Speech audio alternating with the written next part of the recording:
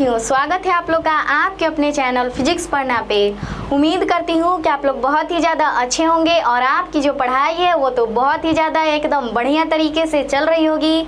तो आज का जो हमारा क्लास है इसमें हम लोग अध्ययन करने वाले हैं भारत माता ग्रामवासिनी का कवि परिचय।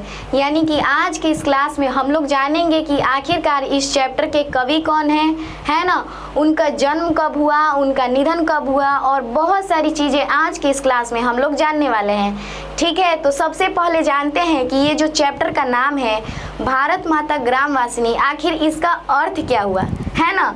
यहाँ पे देखिए लिखा गया है भारत माता ग्रामवासिनी। ठीक है, तो इसका अर्थ ये हुआ कि जो भारत माता है ना वो गांव में निवास करती हैं। कहाँ पे निवास करती हैं जी? तो गांव में निवास करती हैं। ठीक है, क्योंकि आप लोग अक्सर देखे होंगे कि जब आप लोग गांव में जाते हैं ना तो आप लोग का जो मान सम्मान है ना बहुत ही ज़्यादा अच्छे से किया जाता है ना। यानी कि गांव के लोग आप लोग का आदर सम्मान बहुत ही ज़्यादा अच्छे से करते हैं। तो इसीलिए जो कवि हैं बोलते हैं कि जो भारत माता है ना वो गाँव में निवास करती हैं। ठीक है, और ये देखिए ये जो अध्याय है ना, अध्याय 5 है ना। तो आइए अब इस क्लास को आगे की ओर बढ़ाते हैं और जानते हैं कि आखिरकार ये जो कवि हैं इनका जन्म कब हुआ, इनका निधन कब हुआ, है ना। ये सब इनके बारे में जानते हैं। तो यहाँ पे देखिए कवि का एक फोटो दिया गया है। ठीक है, तो आप लोग पहचान पा रहे हैं कि आखिरकार ये कौन है। तो मैं आपको बता दूं कि ये ना सुमित्रा नंदन पंत जी हैं। कौन है जी? तो सुमित्रा नंदन पंत जी हैं। ठीक है, सुमित्रा नंदन पंत। ठीक है, यानी कि ये कौन है? तो सुमित्रा नंदन पंत जी हैं। यानी कि जो भारत माता ग्रामवासिनी है इसके कवि कौन है? तो सुमित्रा नंदन पंत जी हैं। और आपके एग्जाम में पूछ भी सकता है कि भारत माता ग्रामवासिनी के कवि कौन है और 4 ऑप्शन दे देगा, है ना। तो उसी में से आप लोग को राइट आंसर चूज करना होगा। ठीक है, तो इतना आप लोग जान गए ना। अब आइए इनका जन्म देखते हैं कि आखिरकार इनका जन्म कब हुआ। तो यहाँ पे देखिए जन्म दिया गया है सन 1900 ईस्वी में। यानी कि जो सुमित्रा नंदन पंत जी हैं इनका जन्म 1900 ईस्वी में हुआ, है ना। और जन्म स्थान कहाँ है? तो अल्मोड़ा जिले के रमणीय स्थल कौसानी उत्तरांचल में। यानी कि इनका जन्म स्थान कहाँ है? तो अल्मोड़ा जिले के रमणीय स्थल कौसानी उत्तरांचल में। ठीक है, अब देखिए आगे दिया है इनका माता जी का नाम कि इनकी माता जी का क्या नाम है। तो सरस्वती देवी जन्म के 6 घंटे बाद इनका निधन हो गया।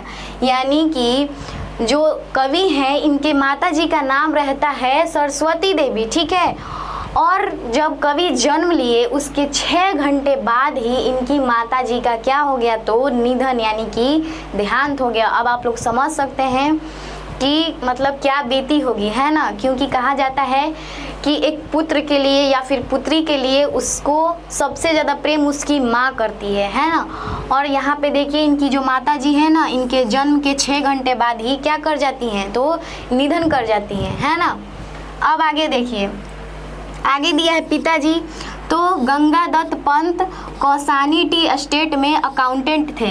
यानी कि इनके पिताजी का क्या नाम था? तो गंगा दत्त पंत नाम था, जो कौसानी टी एस्टेट में अकाउंटेंट थे। ठीक है, क्या थे? तो अकाउंटेंट थे। क्लियर। अब आगे देखते हैं, आगे इनका निधन दिया है। तो इनका निधन 29 दिसंबर 1977 ईस्वी को। ठीक है, यानी कि जो कवि है ना इनका निधन कब हुआ? तो इनका निधन 29 दिसंबर 1977 ईस्वी को हो गया। ठीक है, याद रखिएगा आप लोग क्या क्या याद रखेंगे। सबसे ज़्यादा आप लोग को जन्म याद रखना है। क्या क्या याद रखना है? तो जन्म, ठीक है, उसके बाद निधन, है ना, निधन याद रखना है। उसके बाद निधन, ठीक है, निधन। और उसके बाद इनकी माता का नाम क्या था और इनके पिता का क्या नाम था। इतना आप लोग को याद रखना ही रखना है। ठीक है, क्योंकि आने वाले एग्जाम में पूछ ही देगा तो हम लोग क्या करेंगे भाई, है ना। तो इसीलिए हम लोग फुल तैयारी के साथ जाएंगे, एकदम बढ़िया तरीके से जाएंगे, है ना। इतना आप लोग जान गए। अब देखिए आगे दिया है इनकी प्रमुख काव्य कृतियाँ कि इनकी आखिरकार प्रमुख काव्य कृतियाँ कौन कौन सी है ना।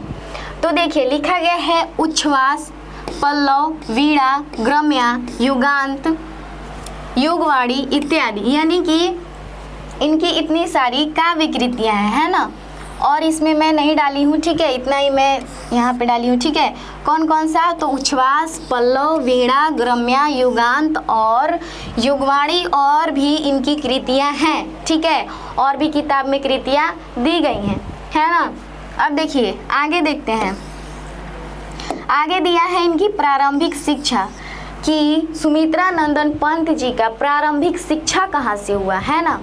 तो इनका प्रारंभिक शिक्षा गांव में ही हुआ, यानी कि गांव से ही अपना प्रारंभिक शिक्षा चालू किए थे, ठीक है, पढ़ना स्टार्ट किए थे। कौन, तो सुमित्रा नंदन पंत जी। इतना आप लोग को यहाँ पे बैठा के रखना है, ठीक है, यहाँ पे एकदम रख लेना है ना, ठीक है।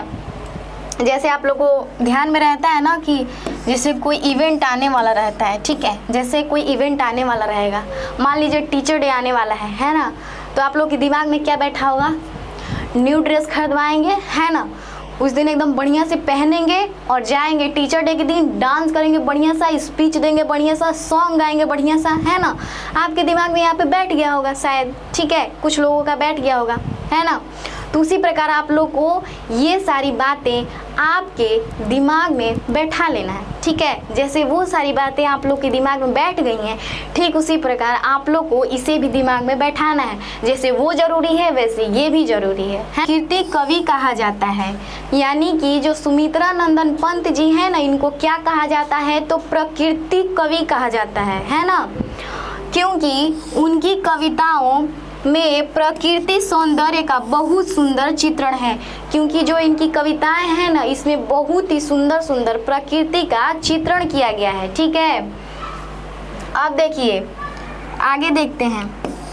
आगे दिया है कि पंत जी की रचनाओं में प्रकृति प्रेम, सौंदर्य प्रेम, मानवतावाद और समाजवाद दिखाई देता है, ठीक है। इनकी रचनाओं में क्या क्या दिखाई देता है जी, तो प्रकृति प्रेम दिखाई देता है, सौंदर्य प्रेम दिखाई देता है, मानवतावाद दिखाई देता है और समाजवाद दिखाई देता है, ठीक है, किनकी कविताओं में, तो सुमित्रा नंदन पंत जी की कविताओं में। क्लियर।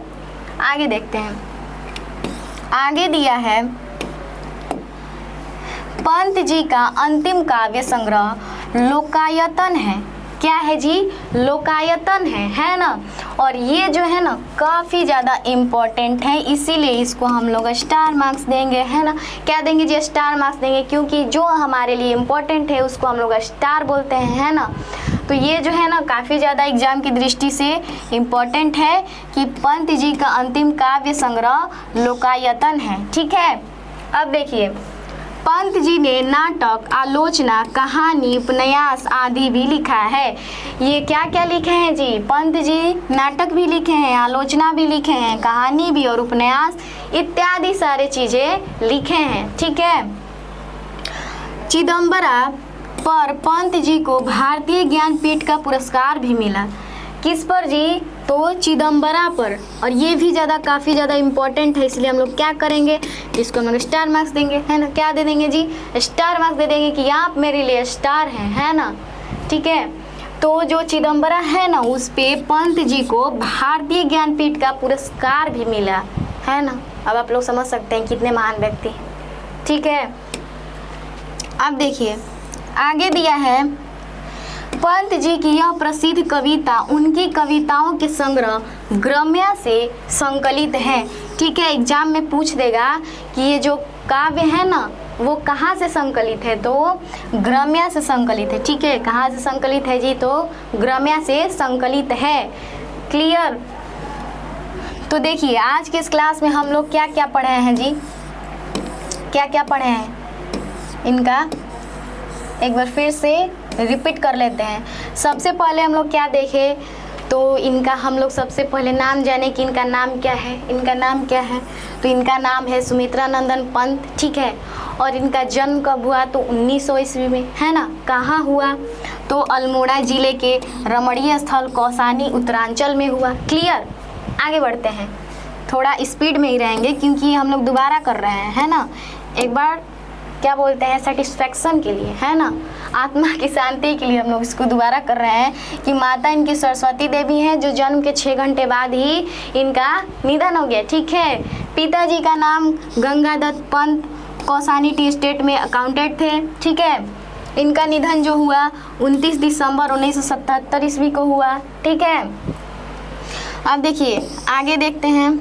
आगे है इनकी प्रमुख कृतियाँ, तो उच्छ्वास, पल्लव, वीणा, ग्रम्या, युगान, युगवाणी इत्यादि, यानी कि इनकी और भी कृतियाँ शामिल हैं। ठीक है।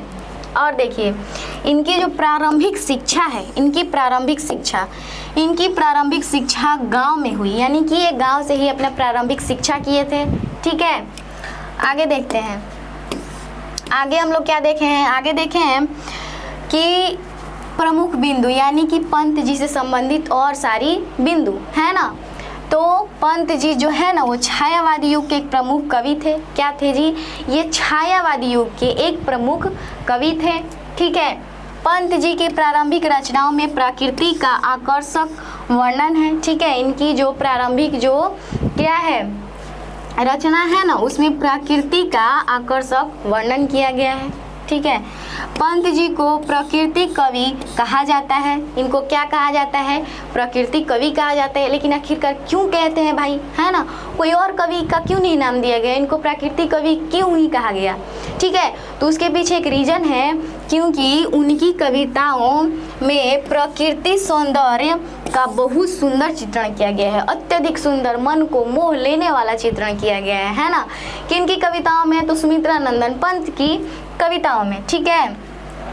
अब देखिए आगे हम लोग क्या देखें, आगे देखे हैं कि पंत जी की रचनाओं में प्रकृति प्रेम, सौंदर्य प्रेम, मानवतावाद और समाजवाद दिखाई देता है। ठीक है। ये सब दिखाई देता है ना। आगे हम लोग क्या पढ़े हैं, आगे हम लोग पढ़े हैं कि पंत जी का अंतिम काव्य संग्रह लोकायतन है। ठीक है। इनका अंतिम काव्य संग्रह क्या है? तो लोकायतन है, जो कि काफ़ी ज़्यादा VBI है। ठीक है। यानी कि इम्पोर्टेंट है ना। ठीक है। पंत जी ने नाटक, आलोचना, कहानी, उपन्यास आदि भी लिखा। यानी कि जो पंत जी हैं क्या क्या लिखे हैं? नाटक भी लिखे हैं, आलोचना भी लिखे हैं। ठीक है। उसके बाद कहानी भी लिखे हैं और उपन्यास भी लिखे हैं और भी कुछ लिखे हैं, आदि भी लिखे हैं। चिदम्बरा पर पंत जी को भारतीय ज्ञानपीठ पुरस्कार भी मिला। यानी कि उनका जो चिदम्बरा है उस पे किनको? तो सुमित्रा नंदन पंत जी को भारतीय ज्ञानपीठ पुरस्कार भी मिला।